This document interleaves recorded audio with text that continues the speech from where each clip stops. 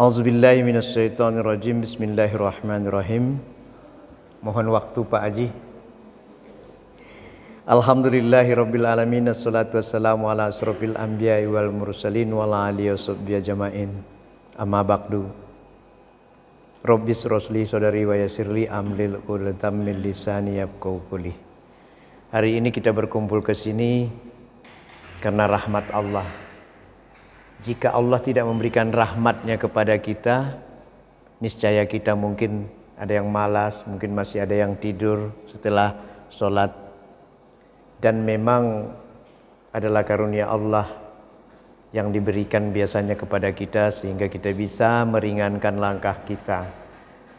Dan kalau kita ingat bahwasanya hadir di dalam majelis itu memang disaksikan oleh tidak hanya satu malaikat, banyak sekali, minimal 20 malaikat yang akan mencatat kebaikan kepada kita. Ada orang yang berkata bahwa tidak apa-apa kalau kita itu mendapatkan pahala, tapi kita usah kenang-kenang pahala itu. Cuma Allah menjanjikan di dalam Al-Quran banyak sekali yang mengatakan tentang Al-Quran. Banyak sekali yang mengatakan tentang pahala. Karena kita setiap hari pasti ada dosa. Karena ada dosa, pahala kita harapkan, maka dia akan menutup dosa-dosa kita. Jadi tidak apa-apa berharap pahala. Di majelis biasanya kita akan mendapatkan. Kalau majelis itu katanya itu adalah orang-orang yang berjihad, ya Ustaz ya. Orang-orang yang berjihad menyampaikan risalah Islam, sama-sama mendengarkan. Jadi saya pun duduk di sini bukan berarti saya lebih daripada bapak-bapak semua atau adik-adik semuanya, tetapi kita ini mungkin kesempatannya ada yang belum sempat.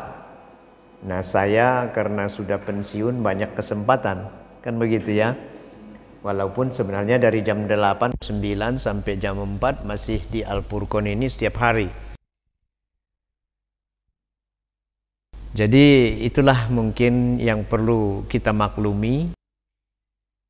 Tidak lupa salam dan salawat selalu kita curahkan kepada yang mulia baginda kita Rasulullah sallallahu alaihi wasallam. Allahumma shalli ala Muhammad wa ala ali Muhammad. Bahwasanya semoga beliau juga memberikan syafaat buat kita untuk bisa masuk jannah nanti atas izin Allah. Amin ya rabbal alamin. Hari ini saya mencoba membawakan merajut keluarga bahagia. Sebenarnya judulnya ini bombastis ya, tetapi saya kepengen membuat judul itu menjadi sesuatu hal yang bisa memberikan pemikiran kepada kita. Kalau merajut itu berarti merajut itu seperti kain, seperti benang dan kain. Bagaimana caranya supaya pelan-pelan kita membuat keluarga ini memiliki kebahagiaan seluruhnya, tidak hanya satu. Karena di dalam langsung saja kita di dalam pengertian keluarga itu, saya mohon maaf, saya kutip Sarjono Sukamto, dia ini profesor, doktor, dosen di UI. Dia katakan keluarga adalah sekelompok orang yang berinteraksi. Berinteraksi itu berarti saling bertemu, saling membutuhkan satu sama yang lain. Mereka memiliki peranan masing-masing. Ada sebagai ayah, ada sebagai ibu, ada sebagai anak, ada sebagai cucu, ada sebagai anak. Dan walaupun tidak tertulis, pergaulan mereka sehari-hari teratur sesuai norma. Semua ada etikanya, etika norma yang baik tentunya di dalam keluarga. Hanya saja ada yang menyimpang. Makanya orang tua berkewajiban untuk meluruskan anak-anak atau adik atau mantu atau cucu yang menyimpang. Kalau kakek dan nenek juga menyimpang, maka anak-anak berkewajiban untuk saling menasehat. Jadi nasihat menasehati. Di dalam keluarga itu harus seperti itu, tidak bisa kita sekehendak sendiri. Ada adab, ada etika, ada nilai-nilai normatif dalam Islam tentu banyak. Kemudian kita perlu tahu bahwa keluarga adalah masyarakat yang paling kecil. Masyarakat itu, di sana ada nilai, di sana ada tanggung jawab. Kalau kita yang kecil yang sudah 60-an itu dulu, saya ini kan udah 60 ya, dulu itu biasanya tanggung jawabnya mencuci pakaian. Karena nggak ada perempuan di rumah. Ada tante-tante rumahnya beda dari rumah, nggak ada perempuan, saya yang mencuci pakaian adik saya. Kenapa tidak? Karena orang tua pergi mencari nafkah. Jadi semua seperti di masyarakat. Ada peranan masing-masing. Nggak bisa kita tidak memiliki peranan. Itu urusanmu, nggak bisa. Kita harus satu persatu memiliki peranan dan harus berfungsi peranan itu. Dalam konsep Islam, keluarga adalah satu kesatuan hubungan antar laki-laki perempuan melalui akad nikah. Harus ada akad nikah. Itulah yang disebut dengan keluarga, yang sesuai tentunya dengan ajaran Islam. Ya, dahulu ada apa? Sekarang ini banyak yang menikah dengan agama yang berbeda. Keluargakah itu? Ya, menurut mereka keluarga. Di dalam konsep Islam itu bukan keluarga. Karena tidak halal pernikahan itu. Jadi pernikahan di dalam Islam itu adalah kehalalan. Halalan toibah. Itu kira-kira. Dengan adanya ikatan pernikahan itu, maka adalah keturunan menjadi sah secara hukum Islam. Jadi kita-kita ini yang secara Islam menikah itu sah secara Islam kehidupannya. Kalau di luar agama Islam kan ada yang disebut anak yang dalam tanda kutip mohon maaf ya, anak haram katanya kan. Karena apa? Orang tuanya menikah dengan tidak memiliki syariat yang sama. Banyak sudah terjadi sekarang ini dan orang membiarkan, biarlah itu urusan mereka. Kalau dalam Islam nggak bisa. Harus ada satu konsep pemikiran yang harus sesuai dengan Al-Quran dan hadis. Nggak bisa kita membiarkan anak kita menikah dengan orang yang agama berbeda, walaupun mereka saling jatuh cinta. Saya bukan tidak punya saudara yang menikah dengan orang bule. Ada saudara saya, karena mungkin dia karena hartanya, karena gantengnya, tapi di dalam Islam bukan itu, harus karena agamanya. Walaupun ada 5 ya pernikahan itu. Karena kecantikannya, karena hartanya, ada lagi karena apa? Tapi yang paling penting adalah karena agamanya. Kita tidak boleh menikah dengan orang yang tidak beragama sama dengan kita. Itu kira-kira. Itulah yang keluarga. Jadi ada ikatan pernikahan, itu keluarga. Saya memulainya itu supaya terstruktur kita ini. Apa namanya, kalau kata Pak Profesor Yono itu pelan-pelan kita memikirkan. Pelan-pelan. Jadi jelas. Keluarga berarti kalau harus ada pernikahan kan, berarti pernikahan tidak boleh beda agama. Pernikahannya harus sesama ajaran Islam. Baru sah anak keturunannya. Permulaan dari keluargaan itu ada juga diatur di Quran surat Ar-Rum ayat 30. Surat 30 ayat 21. Wa min ayati inna khalaqallakum. Coba Pak, mungkin Indonesianya saja kita baca dulu ya. Permulaan dari keluarga itu,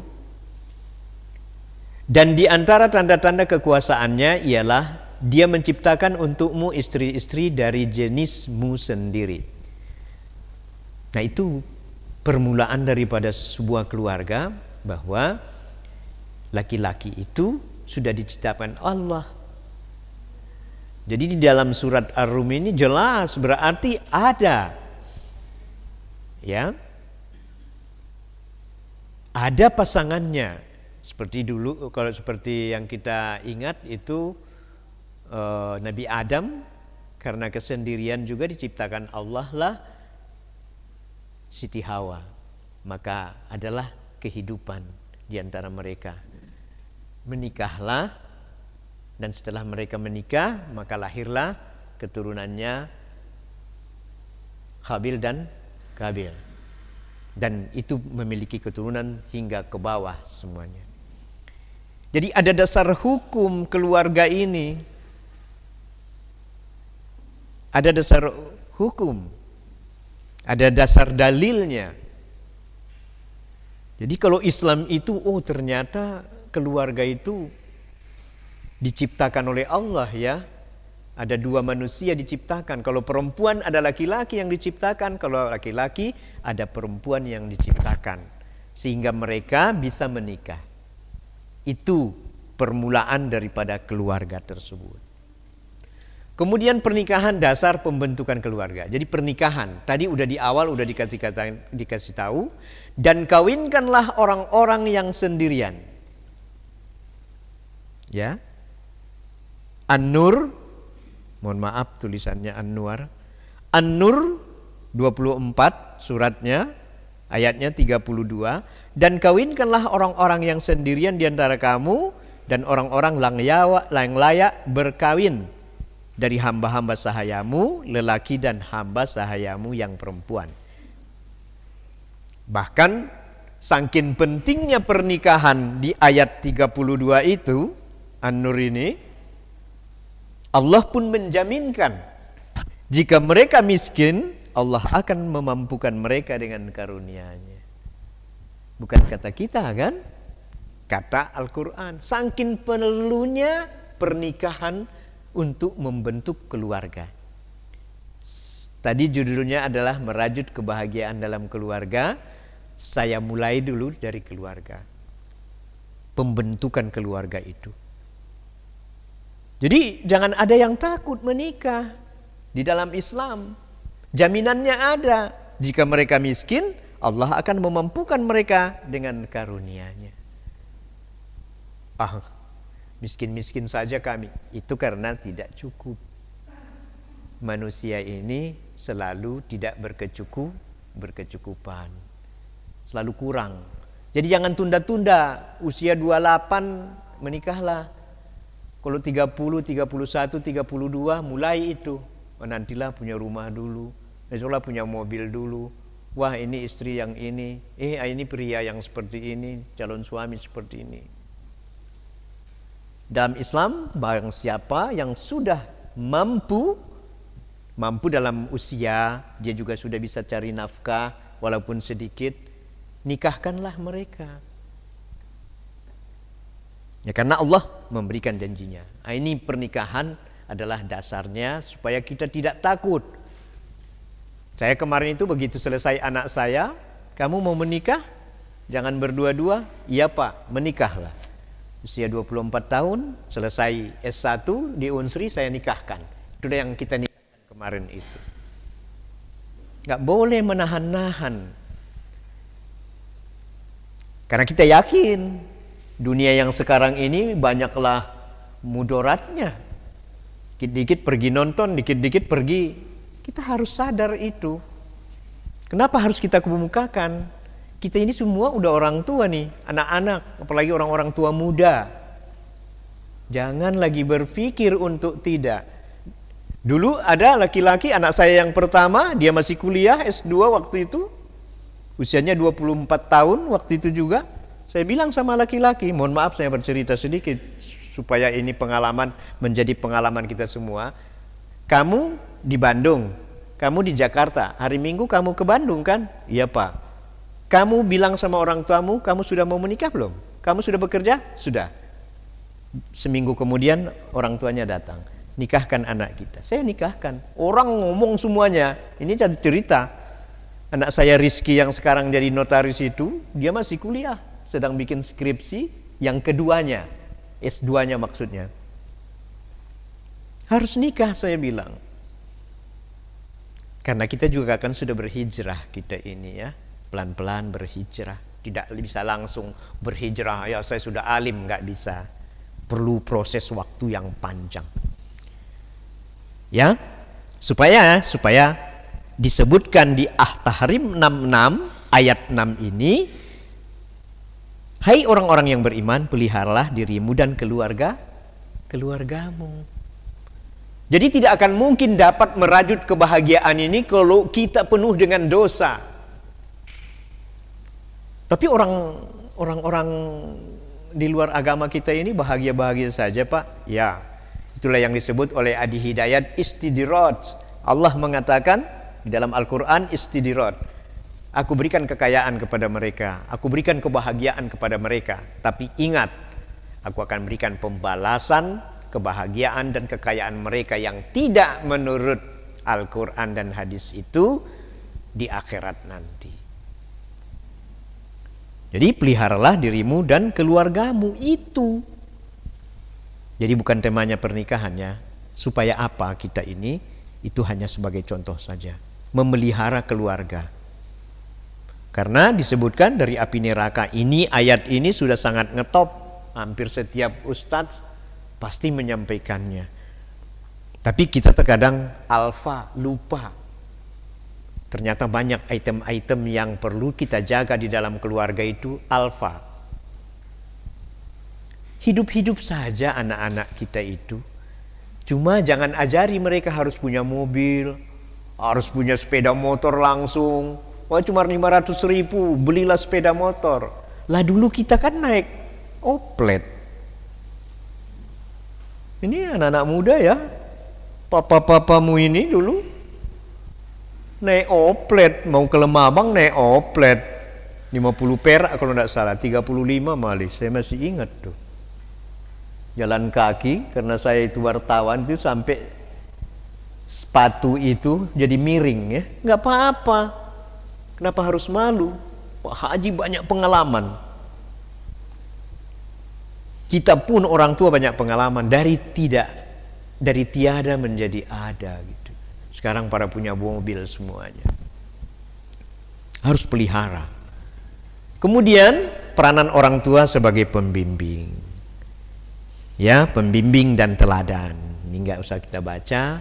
Ada ayatnya Al-Azhab 33 ayat 21. Surat 33 ayat 21, laqad kana lakum fi rasulillahi uswatun hasanah. Jadi sesungguhnya telah ada pada diri Rasulullah itu suri tauladan. Kita jangan salah menafsirkan, itu kan Rasulullah, tapi Rasulullah panutan kita. Segala sesuatu yang ada pada Rasulullah harus kita pindahkan pada diri kita. Jadi kita orang tua harus menjadi suri tauladan. Ada dalilnya. Tidak asal bicara Allah di dalam Al-Quran, atau kita tidak sadar bicara. Allah pun telah merencanakannya di dalam Al-Quran. Rasulullah itu adalah suri tauladan. Maka kamu menjadi suri tauladanlah di dalam keluarga. Kita semua pernah marah dalam keluarga, tapi tidak setiap hari marah-marah. Kecuali saya mungkin keras kalau ngomong keras. Sini dulu. Pak Bangun itu marah dulu tiap hari, padahal karena suaranya yang ya. Tidak boleh, harus lemah lembut kepada anak.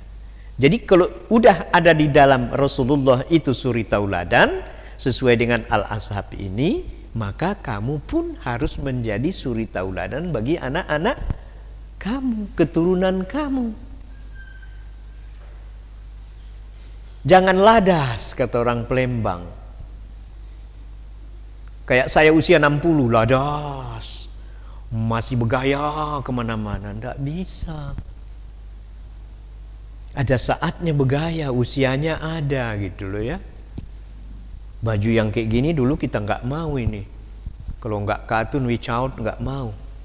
Boleh-boleh saja ya. Tapi kalau kemampuannya adalah linen, pakai. Jangan memaksakan kehendak. Jadi menyenangkan ada adik-adik di sini, ya anak-anak kita yang masih muda sudah memperoleh pendidikan keagamaan. Kalau saya dari dulu tidak pernah sampai seperti ini. Walaupun sekolahnya saya di Muhammadiyah. Di Muhammadiyah Jakarta itu dulu ada kajian-kajian tertentu memang.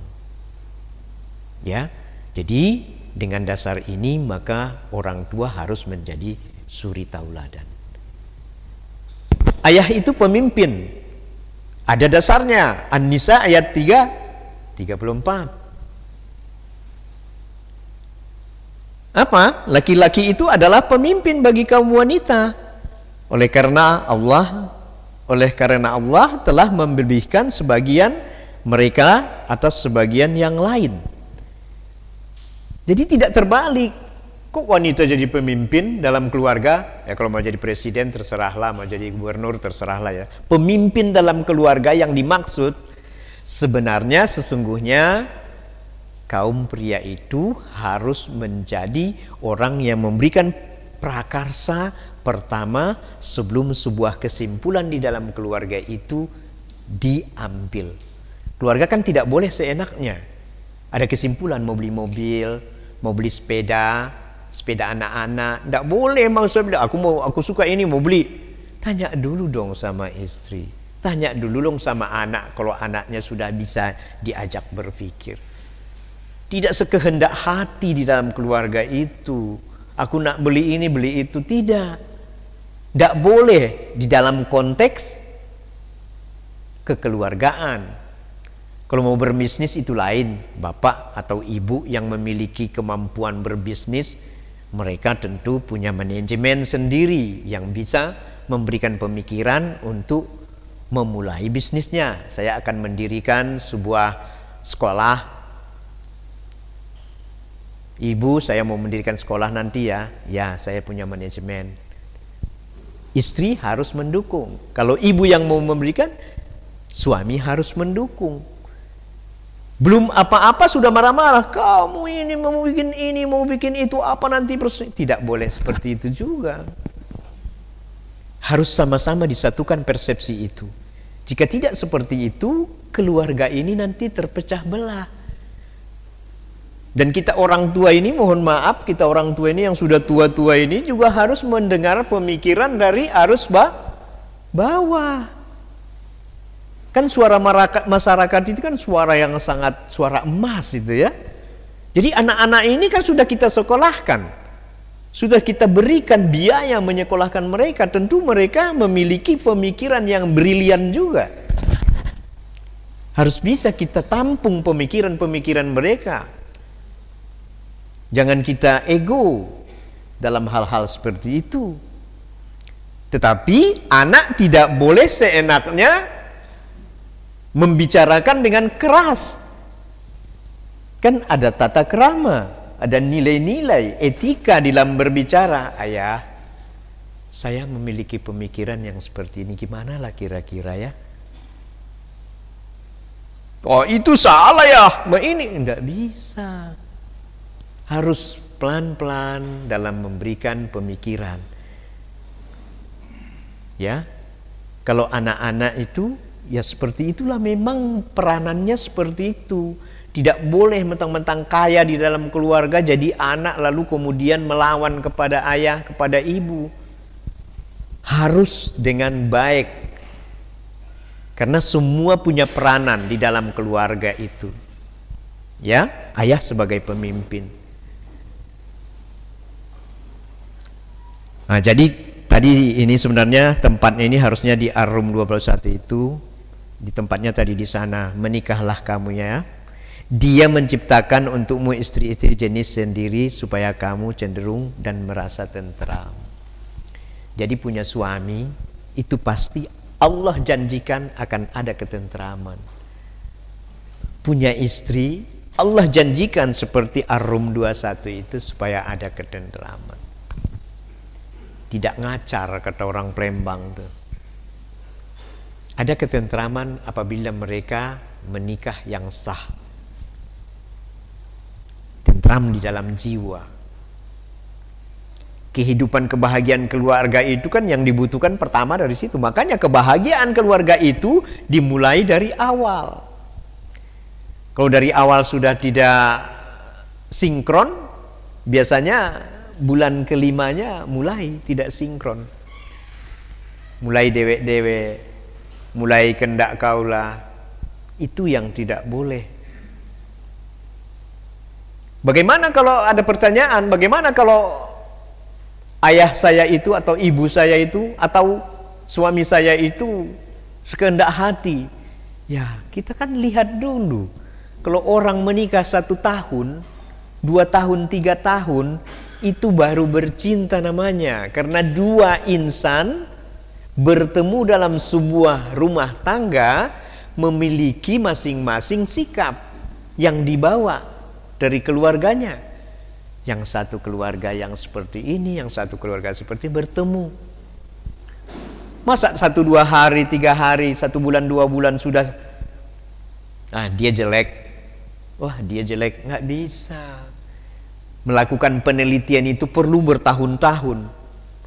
Meneliti rokok saja, jarum super itu bagus atau tidak bagus, itu seorang pengusaha memberikan dulu kepada psikolog, perusahaan psikolog, kemasannya bagaimana, warnanya bagaimana, rasanya bagaimana, enak nggak kira-kira menurut masyarakat. Kalau masyarakat merasa bahwa itu tidak enak, mereka tidak akan jadi. Sama seperti kita melakukan penelitian terhadap suami istri, nggak bisa 1-2 tahun. Selamanya, oh dia sikapnya seperti ini, saya harus menyesuaikan diri. Kira-kira seperti itu. Tapi yang pasti harus sah dan halal, maka mereka akan menjadi tentram dari keluarga. Kemudian firman Allah dalam surat Luqman 12-19, itu yang saya katakan tadi Pak Habib, bahwa Luqman ini menjadi primadona di dalam keluarga ketika mendidik anak sebagaimana yang disebutkan oleh Allah di dalam Al-Quran. Kalau kita membacakannya semuanya mungkin panjang waktunya, tetapi saya penggal-penggal di ayat 12 itu Luqman mengajarkan anaknya untuk mengenal Allah. Apa ayat pertama itu? 12 itu Pak Habib. Ada nggak di situ ya? A'udzubillahi minasyaitonirrajim. Wa yauma taqumus saa'atu yub'alisul mujrimun. 12 ya. 12. Luqman 31 12. A'udzubillahi minasyaitonirrajim. Wa laqad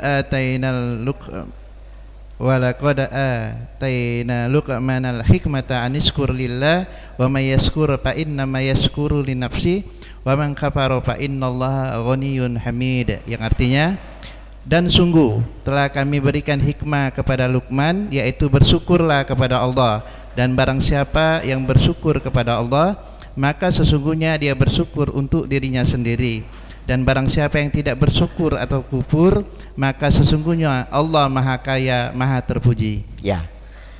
Jadi maksud dari ayat itu, kami berikan ilmu kepada Luqman, hikmah, kami berikan kepada ilmu kepada Luqman. Hai Luqman, ajari anakmu mengenal Allah.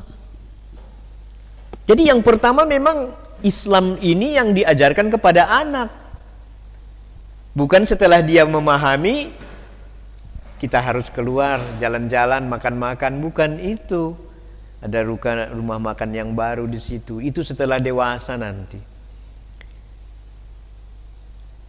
Dan Luqman juga di ayat berikutnya, dan Luqman juga diajari oleh Allah untuk bisa memberikan pelajaran kepada anaknya, kamu harus memiliki etika yang tinggi, sopan santun yang tinggi. Luqman pun menyuruh anaknya agar selalu menunaikan ibadah terus menerus. Pernah nggak kita mendengarkan orang tua mengatakan, biarlah masih muda, biarlah masih muda. Ini berbahaya bagi pendidikan keluarga. Tidak bisa. Anak itu harus dipaksa, tapi memaksanya tidak boleh kasar. Harus terus-menerus sembahyang subuh, terus-menerus sembahyang zuhur, sembahyang asar. Yang paling utama kan ini, mengenal Allah itu kan yang dimaksud itu adalah ini. Ya? Ibadah. Perkenalkan ibadah, bukan hanya sholat, puasa, terus-menerus. Anak-anak kita kalau tidak dari kecil dibilangin 5 hari, kelas 1 SD 5 hari, kelas 2 SD 10 hari, kelas 3 SD 15 hari. Sebenarnya tidak seperti itu. Kalau dia sudah bisa puasa, puasa 30 hari nak. Beri reward. Di kantor kan bapak-bapak memberikan reward kepada anak buah. Beri dia reward. Kalau lebaran nanti papa kasih sepatu baru. Itu reward namanya. Hargai. Hargai anak ini. Ya. Jangan anak kita jadikan sebagai biarlah dia nanti dewasa dewe. Tidak bisa, apalagi zaman kini. Zaman sekarang ini tidak bisa. Kita tuntun mereka secara pelan-pelan. Ini loh, karena kita Islam, ya ibadah. Sekolah itu di perguruan tinggi di Universitas Sriwijaya itu ibadah. Pergi bergaul dengan kawan-kawannya harus yang soleh, ibadah. Jadi semua ibadah. Memasak ibadah. Nenek-nenek kita dulu subhanallah alhamdulillah wala ilaha illallah wallahu akbar, sambil ayam padeh nih kan dibolak-balik.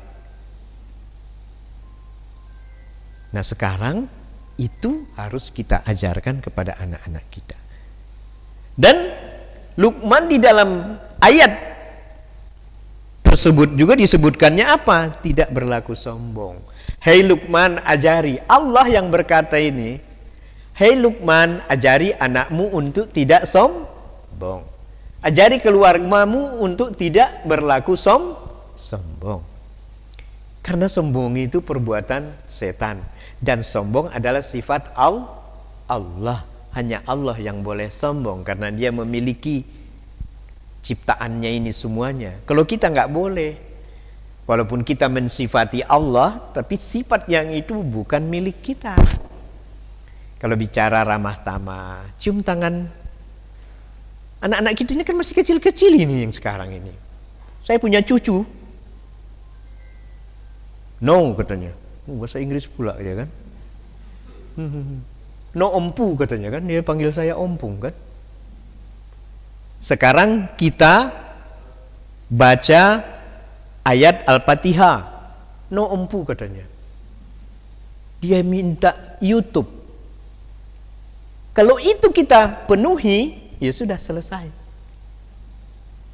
Kita harus alihkan pemikirannya untuk dia bisa membaca Qul Huwallah atau membaca Fatihah itu. Kita keras-keraskan pula suara kita. Bismillahirrahmanirrahim. Qul Huwallahu ahad. Ikut juga dia jadinya. Ada. Allah semada katanya gitu kan. Karena kita keluarga Islam harus seperti itu. Dan katakan kepada dia.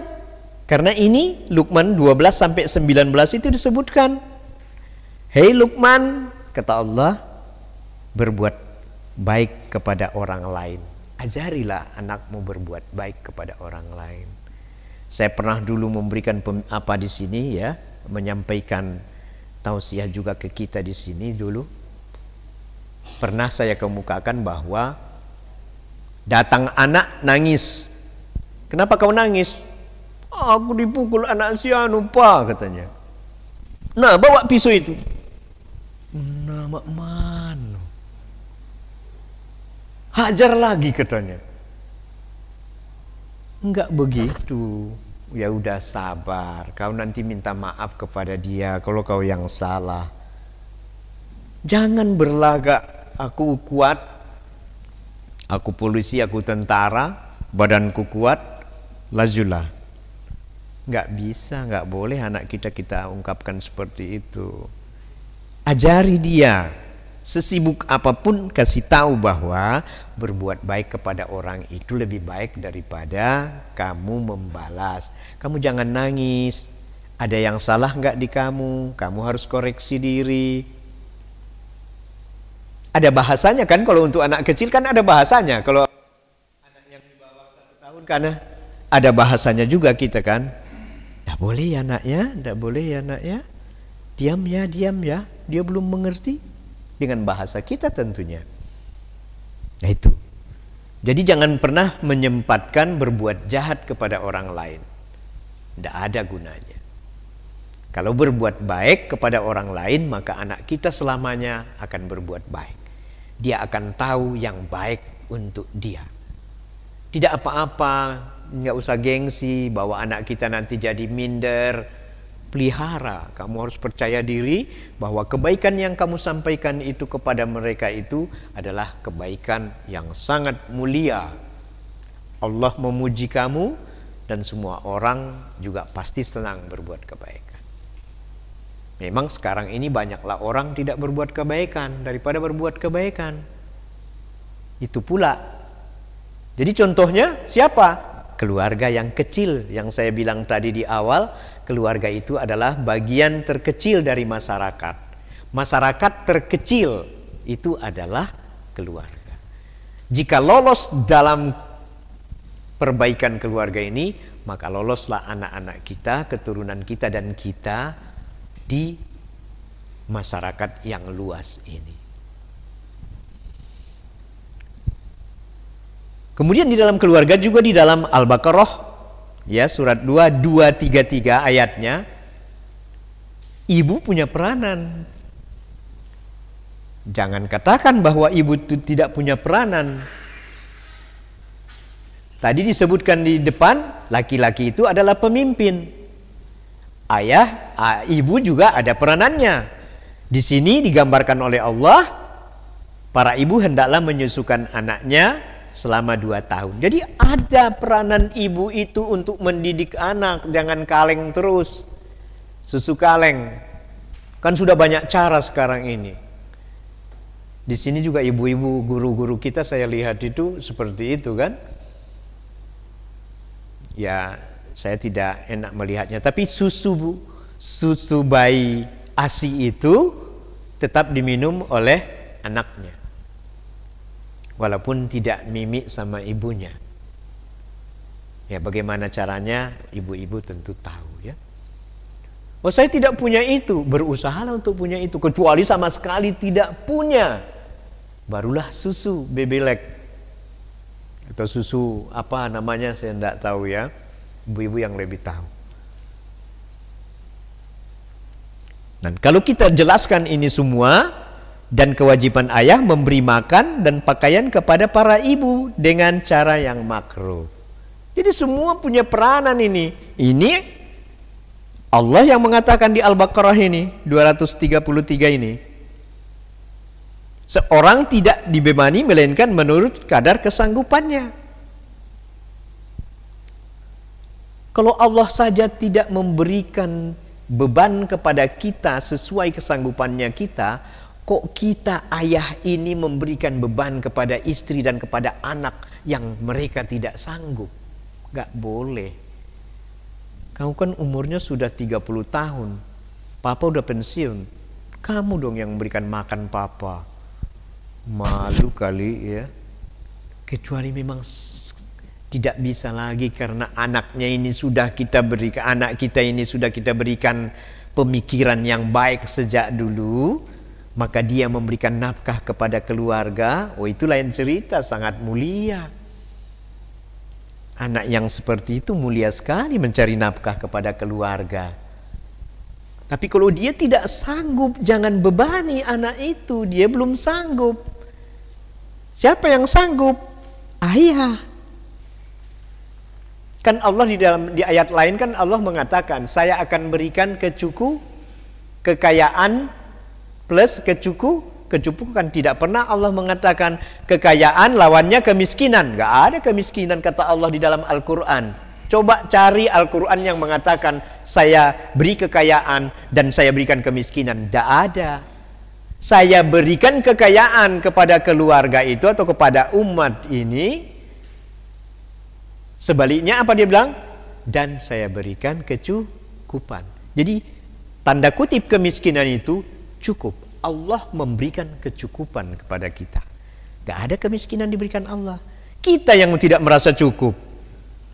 Makan mau 4 kali sehari. Makan harus disederhana setiap hari, pagi sore. Mana bisa? Kan tidak sesuai dengan kemampuan. Jangan besar pasak dari tiang, kan gitu. Jadi kalau makan nasi telur hari ini, Allah bilang, Rasulullah bilang, itu kamu sudah memiliki dunia dan seisinya. Kita saja, makanya kita gemuk-gemuk kan, makannya 4 kali sehari. Karena udah makan maghrib, makan lagi nanti jam 10 malam. Isi kulkas itu habis pokoknya, sambil nonton. Nah, ini susah. Kalau yang seperti itu, kalau dia berkecukupan ya lain cerita, nggak apa-apa bagi mereka yang cukup. Tapi kalau mereka yang tidak cukup, cukupkan. Tidak bisa. Jadi kitalah ya. Dan janganlah seorang ibu menderita kesengsaraan karena anaknya dan seorang ayah karena anaknya. Sudah dikatakan, keluarga itu tidak akan pernah bahagia kalau kita merasa terbebani oleh anak. Ibu merasa terbebani oleh anak. Sabar ya anaknya, nanti insya Allah Allah akan memberikan kepada kita. Hari ini kita ini dulu yang kita sanggupkan. Papa yakin, mama yakin, atau ayah yakin, ibu yakin, besok lebih dari ini Allah akan memberikan. Insya Allah, Masya Allah. Kalimat-kalimat yang seperti itu kan betapa mulianya. Sanggup nggak kita? Bisa nggak kita? Harus bisa. Tapi belum, harus belajar. Apabila keduanya ingin menyapi sebelum 2 tahun dengan kerelaan keduanya dan permusyawaratan, maka tidak ada dosa atas keduanya. Maksudnya menyusukan ke orang lain. Dan jika kamu ingin anakmu disusukan oleh orang lain, maka tidak ada dosa. Allah telah memberikan semua peraturan bagi kita umat Islam ini secara jelas. Bertakwalah kamu kepada Allah dan ketahuilah bahwa Allah Maha melihat apa yang kamu kerjakan. Bertakwa. Takwa itu banyak. Semua ibadah dalam Islam itu adalah takwa. Harus kita kerjakan. Jadi betapa ibu dengan ayah ini punya peranan. Gak bisa ayahmu saja yang kita tanya tentang ini. Gak bisa, ibu juga harus cerdas. Jadi kenapa kuliah seorang wanita? Perlunya itu untuk mendidik anaknya nanti. Bahwa dia akan menjadi dokter nanti itu lain ceritanya. Tapi supaya intelektualnya cerdas. Supaya memiliki ilmu pengetahuan. Itu gunanya sekolah anak-anak kita ini. Kemudian orang tua itu panutan. Di surat An-Nahl 120. An-Nahl itu surat 16. Saya bacakan saja. Sesungguhnya Ibrahim adalah seorang imam yang dapat dijadikan teladan. Ini bukan hanya Ibrahim, kita. Wahai saya sendiri, kalau Ibrahim seperti itu tauladan, saya kan umat Ibrahim. Umat Ibrahim. Kan di dalam At-Tahiyatul itu, kalau kita At-Tahiyatul Mubarakatus Sholawatut Thayyibatullillah sampai Allahumma sholli ala Muhammad wa ala ali Muhammad kama shallaita ala Ibrahim wa ala ali Ibrahim. Jadi kita umat Ibrahim juga. Dia tauladan kita. Kita harus bersifat seperti sifat para nabi. Menjadi tauladan. yang patuh kepada Allah dan hanif. Dan sekali-kali bukanlah dia termasuk orang-orang yang mempersekutukan Tuhan. Kemudian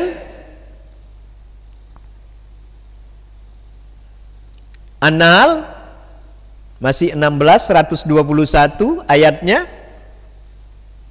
lagi yang mensyukuri nikmat-nikmat Allah. Jadi kita patut mengajarkan kepada keluarga kita, syukurilah nikmat-nikmat Allah ini.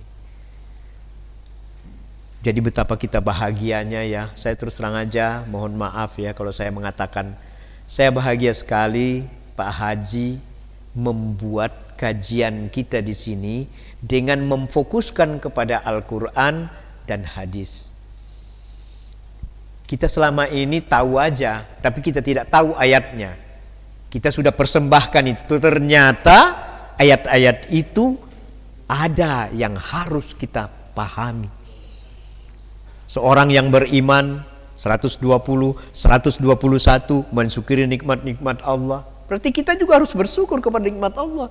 Jika kita tidak bersyukur, kufur. Kita bukan orang Islam, kufar. Di luar Islam yang tak bersyukur tuh. Kemudian di 122 apa? Dan kami berikan kepadanya kebaikan di dunia, dan sejujurnya dia di akhirat benar-benar termasuk orang-orang yang saleh. Ajarkan anak-anak kita menjadi orang yang harus jadi tauladan kamu nanti nak pada teman-teman. Kalau biasanya kan kayak gitu kalau di sekolah, kamu harus jadi teladan sama teman-temanmu. Menjadi teladan itu apa? Salat, kamu puasa, berbuat baik. Kalau ada teman kamu ada uang, dia tidak punya uang, beri dia. Saatnya seperti itu. Kalau ada kawanmu yang kekurangan, kamu masih ada lebih uang kalian, kasihlah. Bilang sama anak seperti itu. Dan kamu harus sholat. Seperti anak kita kan di Al-Furqan itu misalnya ya, sholat. Begitu azan, mulailah. Kalau sudah dibolehkan oleh guru-guru, jangan main, sholatlah. Ya. Lalu kemudian faktor penting adalah komunikasi. Di dalam Al-Quran pun ternyata kita berkomunikasi antara sesama anak dan istri, ya, cucu, menantu. Ada di sini qaulan sadida. An-Nisa surat 4 ayat 9.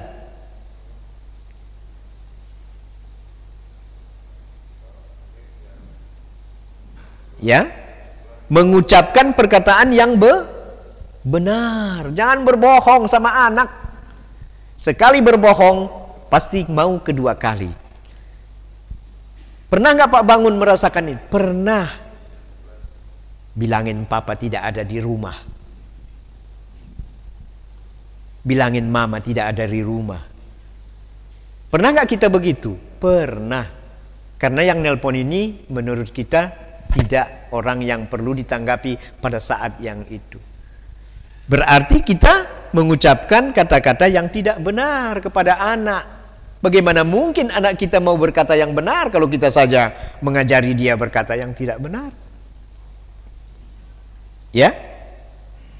Lalu di At-Taha 44, kata-kata yang lemah lembut. Maka bicaralah kamu berdua kepadanya, maksudnya ayah dan ibu, kata-kata yang lemah lembut. Mudah-mudahan ia ingat atau takut. Kata-kata yang lemah lembut yang selalu kita tanamkan kepada anak-anak kita, suatu ketika dia akan ingat. Pikiran dia akan, oh iya ya, ayah saya selalu berkata yang lemah lembut kepada saya, ibu saya pun seperti itu. Bahwa suaranya kita keras dan karena kita orang Sumatera seperti itu bukan masalah ya. Tidak pula bisa mungkin kita lemah lembut gemulai seperti orang Sunda ya mungkin, atau orang Jawa Solo mungkin lain lah. Tapi lemah lembut di sini adalah memiliki etika ketika berkata, memiliki intonasi ketika berkata, tidak menampakkan wajah yang marah, wajah yang bersahabat.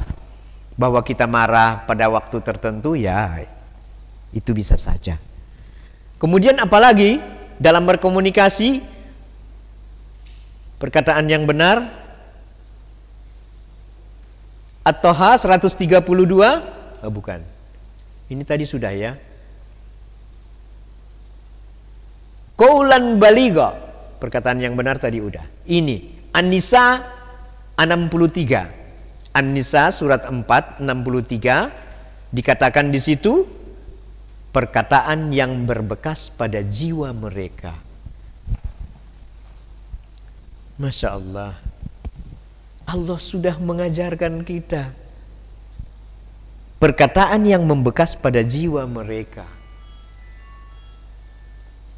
Apa itu perkataan yang membekas? Kita karena lemah lembut tadi, karena berkata yang benar, karena jujur dan ikhlas kepada anak ini, maka setiap kalimat yang kita sampaikan, insya Allah akan berbekas pada jiwanya. Tidak omong kosong, punya bobot terukur kalimat-kalimat yang kita sampaikan itu. Anak, ini hari Jumat, sudahkah engkau mengeluarkan uang 2000 perak kepada orang lain untuk sedekahmu? Itu memiliki bobot yang bisa menanamkan pada jiwa anak, pada suatu ketika nanti dia akan berkata seperti itu kepada anak dan cucunya. Karena membekas. Ayahku dulu setiap hari Jumat mengingatkan aku untuk bersedekah. Dia tidak mengatakan 10-20 ribu. Dia hanya mengatakan 2000, 3000 jadilah. Tapi kan nanti dia akan mengukur. Kalau ada duit dia 50 ribu, pasti dia ngasih 5000 mungkin. Pernahkah kita seperti itu? Harus pernah kita mengatakan yang berbekas di jiwa anak. Lalu kemudian jalin ikatan yang erat. Perintahkan kepada keluargamu, ini surat Toha, surat 20, 132. Dan perintahkan, kata Allah, kepada keluargamu mendirikan salat dan bersabarlah kamu dalam mengerjakannya. Bilangin sama dia, salatlah. Perasaan saya pernah mengatakan kepada anak saya itu, sampai hanya tinggal 1/4 jam lagi asar, dia belum sholat. Dari tadi diingatkan sejak jam 12 lewat 10 sudah dibilangin, sholatlah. 10 menit lagi kita bilang, sholatlah. Ya, sampai ini sudah mau asar, sholatlah. Baru dia berdiri, dia ambil baru dia sholat. Kata Allah apa? Sabarlah untuk menyuruh mereka sholat. Sholat ini dalam tanda kutip tidak hanya saja, ingat ya, tidak hanya saja mengatakan untuk sholat saja. Pekerjaan yang lain pun seperti itu. Maka kata Allah, bersabarlah kamu di dalam mengerjakannya, dan bersabarlah kamu di dalam membina anak-anak dan istri serta keluargamu, untuk membina mereka menjadi orang-orang Islam yang tangguh. Ummatan wasaton.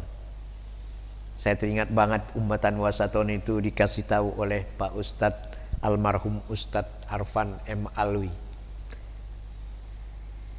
ketika dia menyampaikan di sini. Ummatan wasaton, Islam itu adalah ummatan wasaton, yang terbaik, umat yang terpilih.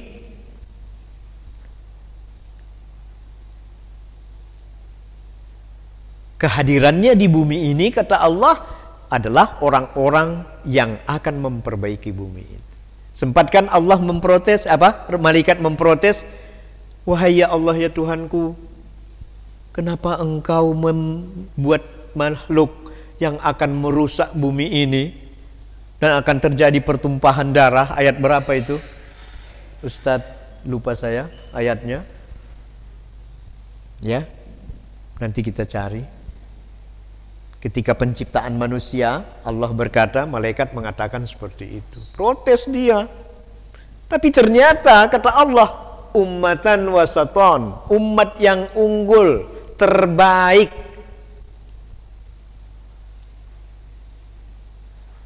Yang akan memimpin bumi ini. Kalau kita digoda setan, ya memang jadi umat yang kesetanan, umat yang hina. Ya.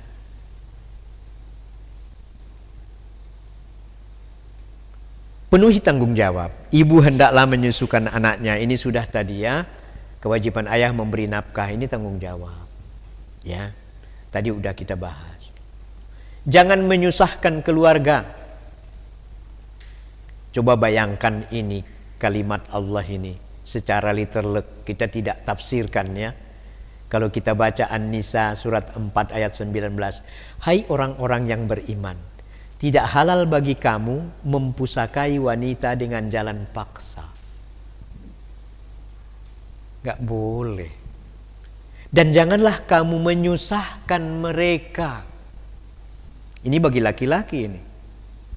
Laki-laki orang yang beriman. Tidak halal bagi kamu mempusakai wanita dengan jalan paksa. Dan jangan kamu menyusahkan hati mereka. Ya. Karena hendaklah mengambil kembali sebagian dari apa yang telah kamu berikan kepadanya. Ya maksudnya jangan menyusahkan mereka. Jual lau katanya emas kamu itu. Kan kamu yang memberikan kemarin. Jangan susahkan. Kalau masih ada cara lain, cari dengan cara lain. Itu baru laki-laki jantan kan gitu ya. Ini di kita ini kan ada juga jantan atau tidak jantan laki-laki itu kan kayak gitu. Ya. Terkecuali bila mereka melakukan pekerjaan yang keji, yang nyata. Perempuan juga kan disuruh apabila suamimu pergi keluar dari rumahmu maka jagalah dirimu. Tidak boleh sembarang kan gitu. Dan bergaullah dengan mereka secara patut. Masya Allah. Allah mengatakan kita mau menangis itu. Allah mengajari kita bergaul dengan istrimu itu secara patut. Dalam segala hal. Patut. Jadi gak boleh macam-macam dong sama istri. Gak boleh macam-macam suami sama istri. Istri pun sama suami tentunya. Kemudian bila kamu tidak menyukai mereka, maka bersabarlah. Masya Allah. Wahai laki-laki, bersabar. Tidak langsung Allah mengatakan ceraikanlah mereka. Enggak ada itu. Walaupun halal bagi kamu untuk menceraikan mereka. Karena mungkin kamu tidak menyukai sesuatu padahal Allah menjadikan padanya kebaikan yang banyak. Ya Allah. Jadi bersabar untuk apa? Mendapatkan kemuliaan dari Allah. Penghargaan, reward dari Allah. Orang yang sabar itu mendapatkan reward dari Allah. Apa itu reward? Penghargaan, kemuliaan, kesabaran. Aku tanamkan ke hati pria itu ketenangan, kata Allah dalam Al-Quran. Kalau sudah ditanamkan Allah ketenangan dalam hati kita, tiada lagi kegelisahan, tenang, anteng. Masya Allah. Itu yang kita cari dalam kekeluargaan ini, ya. Lalu kemudian beri tempat tinggal yang layak dan hidup yang sesuai. Kenapa ada orang di pinggir jalan? Karena memang mereka tidak mau hidup dengan baik. Kita kalau lihat orang-orang yang di pinggir jalan itu tidak sesuai, itu karena memang malas, tidak mau berikhtiar, pasrah saja dengan kemiskinan yang ada diberikan kepadanya. Tempatkanlah mereka para istri dalam tanda kurung, ini At-Talaq surat 65 ayat 6, para istri di mana kamu bertempat tinggal menurut kemampuanmu. Dan janganlah kamu menyusahkan mereka. Berulang-ulang Allah mengatakan, jangan susahkan mereka untuk menyempitkan, jangan menyusahkan mereka untuk menyempitkan hati mereka. Ya. Dan jika mereka istri-istri yang sedang ditalak itu, ini persoalan talak, sedang hamil, berikanlah kepada mereka nafkahnya. Yang kita tidak suka saja juga Allah mengatakan berikan nafkah kepada mereka. Jadi berarti kalau ada istri yang ditalak, walaupun sudah talaknya diputuskan oleh pengadilan, baik pengadilan Allah atau pengadilan negeri, pengadilan agama, beri nafkah mereka. Itu anjuran oleh Allah. Hingga mereka bersalin. Itu ketika mereka Kemudian jika mereka menyusukan anak-anak untuk, maka berikanlah kepada mereka upahnya dan musyawarahkanlah. Betapa besarnya peranan ayah itu. Ayah yang tidak mau melakukan kegiatan kewajiban, biasanya rezekinya kecil. Malas gitu. Kan dia sudah malas nih. Malas katanya memberikan rezeki sama anak dan istri, disusahkan oleh Allah. Tapi coba, hari ini saya akan memberikan kepada istri dan anak-anak saya uang yang cukup. Tidak tahu entah dari mana. Ada rezeki yang tak diduga. Diberikan oleh Allah kepada kita. Sering gak kita mendapatkan rezeki yang tidak duga juga? Sering. Karena apa? Karena kita orang-orang yang saleh. Kita wajar mendapatkan itu, diberikan oleh Allah.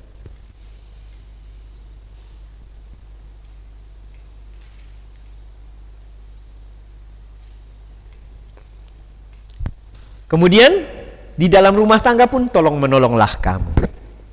Di dalam Al-Maidah surat 5 ayat 2. Dan tolong menolonglah kamu dalam mengerjakan kebajikan dan takwa.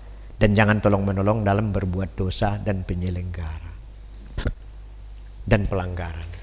Ada enggak di dalam keluarga yang tolong menolong dalam pelanggaran? Banyak. Bikinlah kwitansinya itu Pak, katanya lebihkan dikit, nanti kan dikasihkan juga. Kita harus bangga sama Ibu Ides, mohon maaf ya, bukan mau memuji-muji. Ibu Ides itu tidak mau kalau hotel itu datang 50.000, lalu kemudian kwitansinya 50.000, tapi yang dibayarkan cuma 30.000. Nggak mau beliau. Kan orang-orang banyak itu datang karena dari perusahaan kan. Berapa di sini? 500. Bisa diskon nggak? Bisa. Berapa? 300. Lalu kemudian nanti tetap aja kwitansinya 500 ya. Nggak mau kita di sini. Ya, itu tolong menolong namanya di dalam pelanggaran. Allah tidak akan memberikan rezeki kepada orang-orang yang seperti itu. Tapi lihatlah sampai sekarang, Masya Allah ya, tetap saja ada orang yang menginap. Mungkin tidak perlu harus banyak. Mungkin kamu belum mampu mengelola yang sampai habis semua kamar. Tapi kalau 20 orang, 10 orang, mungkin kamu akan sanggup. Tapi itu sudah menguntungkan bagi kamu. Karena kalau 150, tulis 150. Kalau 150, tulis 150. Dan hotel-hotel syariah yang lain tentu kita harapkan seperti itu. Ya. Jadi ada ayatnya di dalam rumah tangga pun seperti itu. Tolong menolong. Kalau ada ibu berpendapatan, ya tolonglah pula, walaupun tak wajib bagimu memberikan beras dalam bulan ini. Karena itu sedekah bagi keluargamu, bukan bagi suamimu. Oh, enak aja. Gak boleh. Betapa besar pahalanya itu. Seorang istri yang ketepatan gajinya besar, membantu suaminya di dalam menyelenggarakan rumah tangga ini. Masya Allah. Sorga imbalannya bagi perempuan yang seperti itu, bagi wanita yang seperti itu. Diberikan kemudahan oleh Allah, ditambah terus rezekinya. Beri kebaikan kepada anak dan istri. Surat Al-Isra, buat baik. Ya, saya membacakan saja inti-intinya. Berbuat baik berarti kamu berbuat baik bagi dirimu sendiri. Dan jika kamu berbuat jahat, maka itu untuk dirimu sendiri. Jadi apa yang dilakukan kita selama ini kebaikan itu di surat Al-Isra, surat 17 ayat 7, ternyata itu untuk kita, bukan untuk orang lain. Surat 7 17 ayat 7. Ingatlah ingatkan anak berbuat yang terbaik. Surat An-Nisa 36. Ya. Sembahlah Allah dan jangan kamu bersekutukannya dengan sesuatu apapun, dan berbuat baiklah kepada kedua orang tua bapakmu, ibu bapakmu, karib kerabat, anak yatim. Di sini dijelaskan, ingatkan anak berbuat yang terbaik supaya dia menghargai kita nanti. Dia berdoa, ya Allah ya Tuhanku, Rabbik firli wali walidayya warhamhuma kama rabbayani shaghira. Bagaimana kalau kita tidak mengajari dia bahwa kamu mulia anakku jika mendoakan ayahmu dan ibumu, sampai ibumu itu 3 kali, kata Rasulullah, ibumu, ibumu, ibumu, baru ayahmu. Walaupun yang membelanjain kita itu banyaklah ayah, misal, tapi ibumu yang melahirkanmu itu, gugah hatinya. Kalau bisa, bikin dia menangis. Bagaimana orang tua ini mangopkop itu ya membela anaknya. Kita kan kalau ada cerita-cerita tentang ayah dan ibu ya yang digendong, ada 2 orang di tanah Arab itu berebut untuk membela anak ibunya itu. Masya Allah, digendongnya, ibunya itu tawaf. Sorga itu.